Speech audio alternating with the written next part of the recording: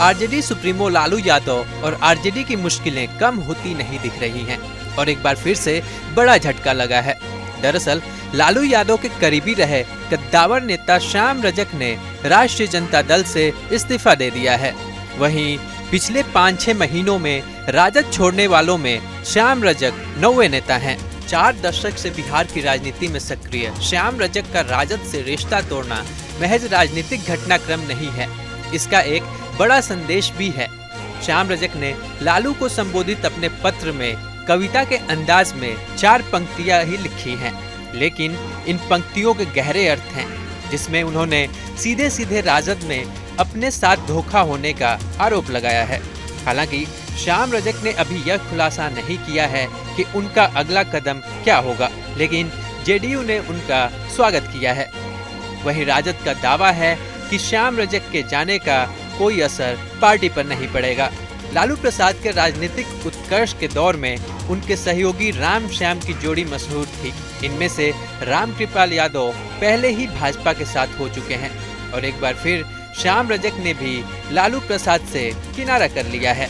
वे पहली बार 2009 में आरजेडी छोड़कर जेडीयू में शामिल हुए थे। करीब 11 साल जेडीयू में रहते खाद्य आपूर्ति, उद्योग समेत कई महकमों के मंत्री भी रहे। 2025 के विधानसभा चुनाव से पहले श्याम रजक ने एक बार फिर पार्टी छोड़कर लालू यादव को बड़ा झटका दिया है। श्याम रजक साल 2020 में विधानसभा चुनाव के ठीक पहले बड़ी उम्मीद लेकर आरजेडी में लौटे थे। सरकार में मंत्री रहते उन्होंने जेडीयू से इस्तीफा दिया था। तब तेजस्वी यादव ने खुद उन्हें पार्टी में शामिल कराया और आरजेडी का राष्ट्रीय महासचिव भी बनाया। हालांकि अब भी वे इसी पद पर थे, लेकिन पार्टी में खुद को हाशिए पर पा रहे थे।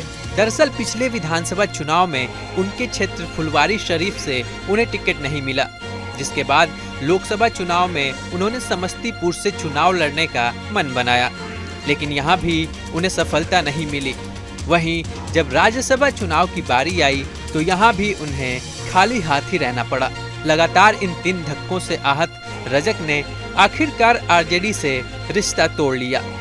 राजनीतिक जानकारों की माने तो चंद्रशेखर के सहयोगी रहे श्याम रजक के पार्टी छोड़ने से आरजेडी को काफी नुकसान का सामना करना पड़ेगा।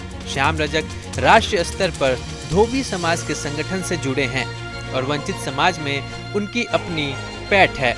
श्याम रजक ने आरजेडी से इस्तीफे के बाद पत्रकारों से बातचीत में कहा कि फुलवारी शरीफ का जो विकास होना चाहिए था वो नहीं हुआ। इसका मुझे खेद है, यहाँ की जनता को भी इसका दुख है। मैं कल तक आरजेडी का सदस्य था, अब मैंने इस्तीफा दे दिया है।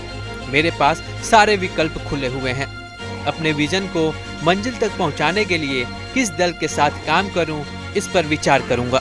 न्यूज नेशन अब व्हाट्सएप पर खबरों की ताजा अपडेट के लिए न्यूज नेशन के इस QR कोड को स्कैन करें।